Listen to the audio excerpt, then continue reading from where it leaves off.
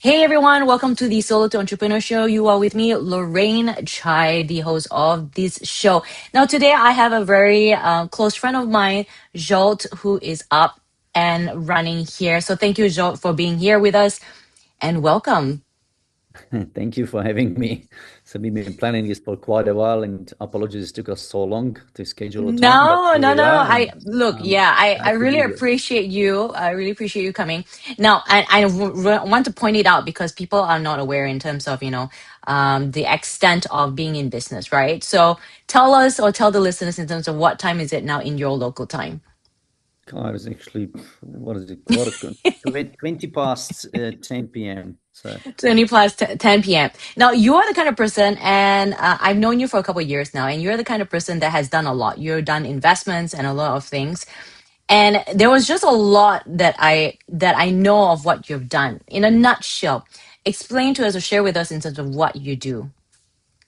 okay, so initially, I'm coming from a agriculture family, let's put it that way, and I started economics in Slovakia. Then I had the opportunity to travel to Australia, where I ended up spending probably 20 years, uh, plus and minus. And over there, basically, when I returned after I finished my university here in Slovakia and started my university in Australia, I wanted to do it on my own. Mm. So I was working my butt off, starting with washing dishes, putting hospital bills together, knocking on doors, and started and joined a student agency, and which we turned into one of the largest accommodation agencies, and currently running. Almost COVID took the better of us. So, but in the meantime, I also returned to Slovakia, where we've got one of the largest family-owned agriculture production companies and apparently in the top 50 most profitable Mm. companies, and started multiple ventures. I co-own Toyota, BYD car dealerships and developing further brands. Bottle and cigar shop, chain of coffee shops, specialty coffee shops. Um, we've got investments in all sorts of properties, ranging from residential to industrial to commercial and obviously agriculture ones. We end So, up so with buying you, more. so with you traveling so much, right? And all Yeah. these businesses, right? It's as if you don't sleep at all. And people, we just had a snowstorm here in the U.S. where, in North Carolina, the town was shut down literally. So for you to be traveling so much, and for you to, it seems like you don't sleep. What would you say your biggest thing to that you can share with us? Business owners out there that wants to get into business or that wants to take their business to another level? Okay. First of all, focus is very important, and I failed and been my own victim many times, doing too many things at once, and always a little bit of the shiny object syndrome. So, like my early mentor used to say, it is like when the clown's juggling the plates, the circuits. Yes. You put up one plate and spinning it properly, you know. Once it's spinning properly, it's one of your businesses, then you can put up the second one, then the third one, and the fourth one. Although, oppose if you would put up all the plates at once and they don't get them spinning, they will all fall down. So get one thing properly up and spinning, then you can start another business. So And with then, the process of what you do with all these so many things that you've added onto your gig, so to say, right? Since we were talking about the plate spinning thing, how do you yeah. know when to move on to the next? Okay, right now, honestly, I stopped expanding in a sense into different sectors because I can't be expert in everything. So my role is right now we are about 14 sectors, probably 40 plus companies. So Mm. smaller to bigger size ones. And I always say when I look at another business venture or whatever we're interested in, do I understand it? Okay. Do I like it? And do I see a perspective? Where is it going? So if I say yes, then the next question is, do I have someone who will run it for me or for us? And the third one, do we have right now the capital to enter into this business? If there are three yeses, then it gets on the plate and we decide between the current opportunities, which one we are we going to either acquire or invest into. Mm. And then with you traveling so much, where would you consider home for you? Our home is still Slovakia, second home Europe, but as they say, world is my oyster, you know. Mm. Amazing. Now with we bonded over coffee, right? And one of your ventures is in coffee. So, and I remember that when we were introduced about the coffee was because before I migrated to the US, the similarity we were talking about in terms of the limitations of coffee itself. And with the whole concept of coffee is the taking a step backwards into not just backwards, but I mean taking a step back where you're kind of in your moment to recharge. I'm assuming that's the case for yourself. Honestly, coffee started. My wife is, I wouldn't say she's a coffee addict. She just loves coffee. And I wasn't a coffee drinker. And she made me one, actually in Australia, where you got to know that they make everywhere perfect coffee, so to say. Yes. So me going different places or coming home to Slovakia, it was difficult for me to find a good coffee place who actually made you proper coffee, like in Australia. And you know, so to say in US, it's very hard to find a coffee place where is similar or at least as good as in Australia. So we said, okay, we've got one of our buildings.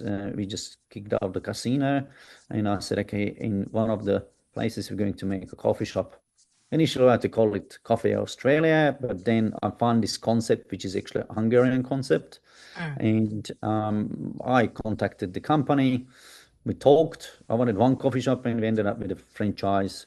So, and now we got in Slovakia, we got 5 coffee shops running, and we started in the hardest times during the middle of COVID. So, I remember you saying that. But wait, with coffee for you, like what is coffee for you? Is it coffee? It's just another business for you, or because we when we caught up again in LA, it was um, like a kind of yes, yes, but also it's a little bit passion to make things nice and perfect and create places and coffees which people love. You mm, know, so when we do one of the coffee shops and we start and we teaching the people and the customers start to come and they see that the coffee is really different because not just the way we make it, but also there are really 60, 70 type of hot coffee drinks, you know, from Astesian Chile espresso to Nicaraguan tobacco coffee, all these unique coffees. So even someone who is not a coffee lover will find their coffee in our coffee shop. So to me, it's a bit of a passion. And when we started, I actually went and I did the barista course myself through the company. I was opening the shops, the coffee shops, you know, closing, making, serving coffee, etc., because I wanted to see and try out what we are getting ourselves into. So that's you why you it, wanted to experience the way that the clients and the customers would experience, so that you can understand where yes, to but change and stuff. also It's 10:30. whatever business I do, you know, I want to know it inside out. Mm. So they can't basically lead me by my nose and telling me things because I know. So I know how does my accommodation business work in Australia because I work from the bottom my way up, you know, and I started it. Same with the coffee shops, you know, so agriculture we've been grown into since we've been little. Uh, and all the car dealership is, you know, so I'm still interested in everything. Although I'm not expert in that or directories, but I know my way around. I understand how the business works. I come for meetings and get the reporting, you know, so I'm interested, I'm learning about it and so forth. So any business I do, I would like to learn the most about a business. So I'm good at it. I don't need to be the expert leading it, but I need to understand it and I need to be kind of passionate about it. So you're advising entrepreneurs and business owners out there to know every aspect from of the business, from the dishwasher to the consumption and the production of the products that they have. At the beginning, when you're starting off, 110%.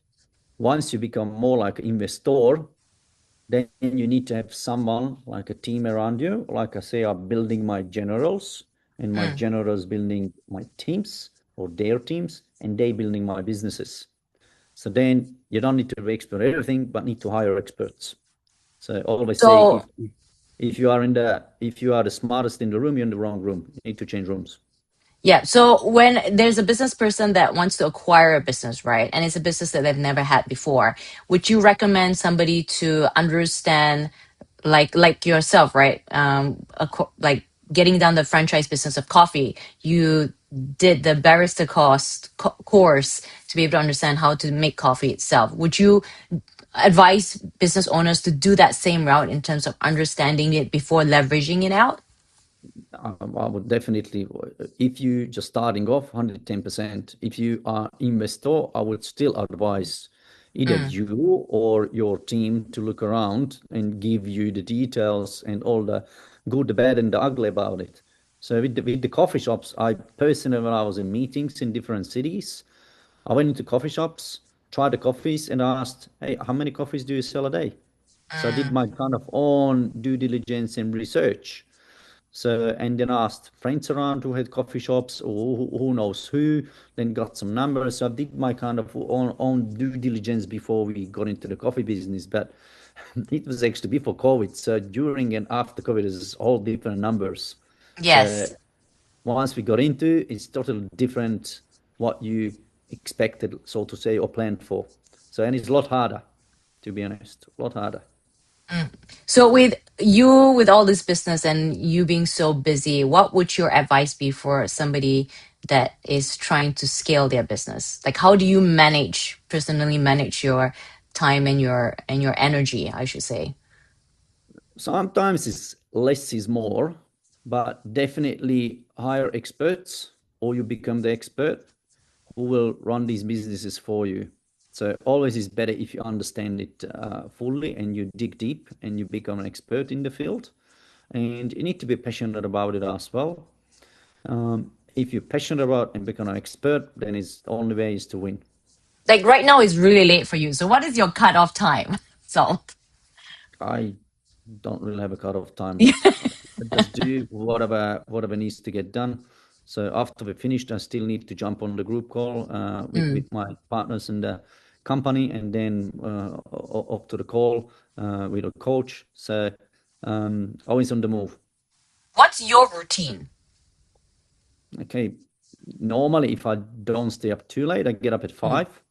Okay. So I do my exercises, cold shower, meditation, get ready, and 7 a.m. I'm in the office every day. So if I get, How important is it for you to have your time with the meditation and everything? it is important, 110%. Sometimes I do slip off. If I'm up too late and then I don't get up at 5, but at 6, I still squeeze in the exercises, 10, 15 minutes at least, and still get to the office at 7 a.m. So, and then obviously every day I planned which company I'm at or who's reporting and what are we looking at, what KPIs are we looking at. So right now we're actually in a big, I would say restructuring in the sense that we're getting to the next level. So I hired actually a lot of great management team, various of our businesses, and now we're putting the next level together, new dashboarding, new KPIs, new reporting, also giving a little bit some of the reins to these new managers. So they do the hiring, they do the reshuffling, they do the assessments, they do the motivation, the HR, even I involve them in the acquisitions, what we are doing, and so forth. So for me, next level is when I have all my generals in place, let's say director of my businesses and they're reporting to me, and I can move more into the chairman position and predominantly do acquisitions, roll-ups, and investments. And with your journey to who you are today, let's rewind back to the very beginning, right? Because you talked about dishwashing and how that was the start of your journey. Would you do it any other way, or would you say like that was important for you to start up this journey towards who you are today? Look, I believe, everybody can make a phone call and ask someone for help, but you miss out on the learning. So there've been a lot of sleepless nights. There've been occasions when with a friend of mine, two of us put together money for one soup, and we shared it. so forth. But each of us could have made a phone call home that send us some money. But no, I said, no, I need to make it on my own, which I eventually did. So, but that was, persistence, sleepless nights, a lot of learning, even at the beginning while I was at university and afterwards. Every single day I was at some sort of networking event or some education event or at some meetup. So it was always meeting people, learning from them. Went to different education courses. Even I already had 2 university degrees. I studied obviously in Slovakia, in Australia, in Canada, even had American university course done, etc., etc. And I'm still learning. I'm still enrolled at Harvard, at executive education, London Business School, even in France, Embrace the Change. So I believe that it's an endless journey, and as soon as you stop learning, you stop growing. So I believe that the way you're telling it is you made that decision where you're not going to make that phone call back home for money because you wanted that journey for yourself in order to build into something bigger and greater. Yeah, but also to learn, because that's where the biggest learning is, when I needed to figure out, I remember the sleepless nights when I had the spreadsheet in front of me, and I know that I got this much to pay and we had only this much on the account. And always figure out a way how to shuffle around, how to get some extra money, or how to pay this off, how to get, so it was a lot of learning involved, and that's where I learned the most. Has there been a time where you nearly went back to your comfort zone? Has there a time where you felt like just giving up and going back to where you felt comfortable? No, failure is never an option for me. Okay, cool. I Now, did give up on some businesses, right. and close them with loss. It happened, but you need to know when to stop. But normally I'm just a working horse. I never stop. So until I exhaust all the options, and there's endless of options. So I always say that, there's always a way. If there isn't one, then we make one. So that's what I live by. How important is failure to you? Or is it important? No. Look, failing is part of the journey. If you say you never failed, then you haven't really tried, I would say. And just like a Japanese proverb says, fail down 7 times, get up 8 times. Absolutely. Now, any last advice for entrepreneurs out there that is looking into scaling? Scaling, first, start small, become an expert, make what we're doing bulletproof. It's whenever you build whatever, think of it as you're building a franchise. So it's kind of to be franchisable. Document everything down, write down the positions, which you'll be fulfilling all of them at the beginning yourself. And then you might get a first person on board, then you might share all those positions. And as you're growing, everything is written down, put the people in position. And once you see that it's working perfectly in small, then you can scale. Okay. How is it important to get help? Whether or not it's people in place or a contractor, mentor, coaches, how important is that you think? Yeah, for look, many people think that asking for help is a weakness, but I consider it as a strength. You need to know when to ask for help. And I've got right now actually 4 coaches and mentors. And I believe that there's always someone smarter or more experienced than you in the area where you are. And there's always someone who can give you advice or you can learn from. So I'll recommend that you have highly skilled advisors, okay, and you pay for talent, and have mentors and coaches who can help you along the way. And don't be afraid to ask for help. Amazing. Well, Zsolt, thank you for your time for today. And I'm going to get a couple of information off this call later in terms of any business or companies that you want to share, maybe the homestay in Australia and the coffee in Europe, so that people that may be curious about what you do will be able to look you up or at least follow you on social media. So thank you again, Zsolt. Now, if you guys are love this episode, please do like, subscribe, and share it. And all the information about what Zsolt's been doing and the businesses that he does globally will be on the description below. But other than that, thank you guys for tuning in. And Zsolt, thank you for being here today. Thank you very much, Lorraine.